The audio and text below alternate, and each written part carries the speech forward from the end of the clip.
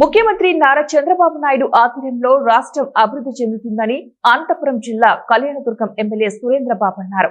అనంతపురం జిల్లా కళ్యాణదుర్గం నియోజకవర్గం సీబావి గ్రామంలో ఎమ్మెల్యే అమిలినేని పర్యటించారు. కొల్లాపురమ్మ గుడిలో అమ్మవారి ఆశీస్సులు తీసుకుని శుద్ధ జల వాటర్ ప్లాంట్ ను పరిశీలించారు.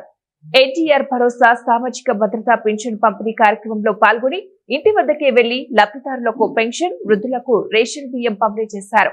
అనంతరం ఎమ్మెల్యే మాట్లాడుతూ 3,500 కోట్లతో హంద్రినీవా కాలువ పనులు పూర్తి చేసి త్వరలోనే బీటీపీ ప్రాజెక్టు పూర్తి చేస్తామన్నారు. అధికారులందరూ కూడా ఉదయాన్నే వచ్చి ఈ పంపిణీ కార్యక్రమాల్లో ఉండడం నిజంగా ఆశించదగ్గ విషయం.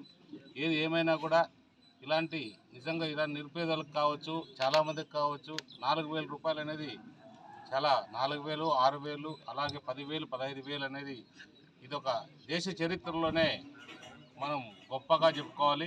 ఏ రాష్ట్రంలో కూడా లేని విధంగా మన రాష్ట్రంలో మన చంద్రబాబు నాయుడు గారు, అలాగే పవన్ కళ్యాణ్ గారు, నారా లోకేష్ గారు, అందరూ నరేంద్ర మోడీ గారి సహకారంతో ఈరోజు ఈ పెన్షన్ కార్యక్రమాలు చేస్తున్నాం. అభివృద్ధి కార్యక్రమాలు కూడా రాష్ట్రంలో అన్నీ కూడా జరుగుతున్నాయి. ప్రతి ఒక్కటి కూడా ప్రారంభమైనాయి.